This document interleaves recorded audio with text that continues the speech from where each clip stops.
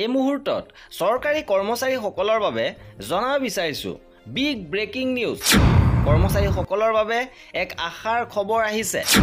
NPS অপিএছক লৈ এই গুৰুত্বপূৰ্ণ আপডেট আহিছে যে কেন্দ্ৰীয় বিত্ত সচিব টিভি সোমনাথনৰ নেতৃত্বত গঠিত সমিতিয়ে পৰ্যালোচনা কৰিব পেঞ্চনৰ বিভিন্ন দিশ। উল্লেখযোগ্য যে কেন্দ্ৰৰ লগতে ৰাজ্য চৰকাৰৰ অধীনস্থ এনপিএছৰ অধীনস্থ কৰ্মচাৰীৰ বাবে এই আশাৰ খবৰ কঢ়িয়াই আনিছে এনপিএছ আঁচনি সম্পৰ্কত।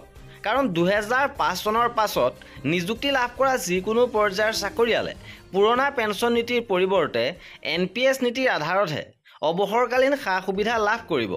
তেনেস্থলত কৰ্মচাৰীসকলে সময়ে সময়ে অসন্তুষ্টি প্ৰকাশ কৰি আহিছে। কিন্তু এই অসন্তুষ্টি বিশেষ গুৰুত্ব দিয়া হোৱা নাছিল নিৰ্বাচনৰ পূৰ্বলৈকে।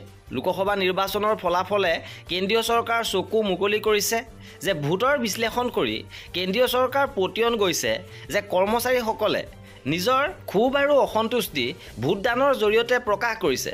গতিকে কেন্দ্ৰীয় বিত্তমন্ত্ৰী নিৰ্মলা সীতাৰমণৰ দ্বাৰা এনপিএছৰ নীতিৰ সালসলনি ঘটোৱা বুলি ঘোষণা কৰাইছে।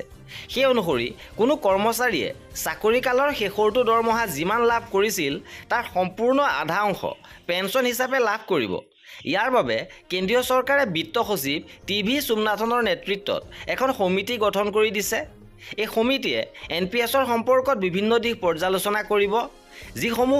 যিসমূহ কৰ্মচাৰীয়ে 25ৰ পৰা 30 বছৰ ধৰি নিজৰ দৰমহাৰ অংশ পেঞ্চনৰ বাবে বিনিয়োগ কৰি আহিছে তেওঁলোকৰ বাবে অধিক লাভাংশ দিবলৈ এই সমিতিয়ে সুযোগ সৃষ্টি কৰিব।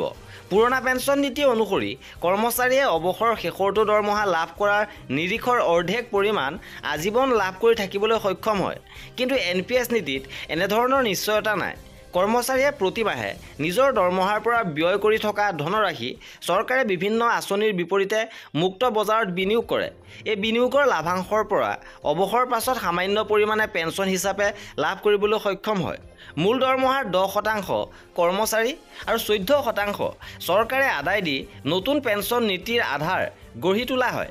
কিন্তু একাংশ নিম্ন পৰ্যায়ৰ কৰ্মচাৰীয়ে পেঞ্চনৰ নামত নিচেই কম সংখ্যক পৰিমাণহে অৱসৰৰ পাছত লাভ কৰিবলৈ সক্ষম হয়।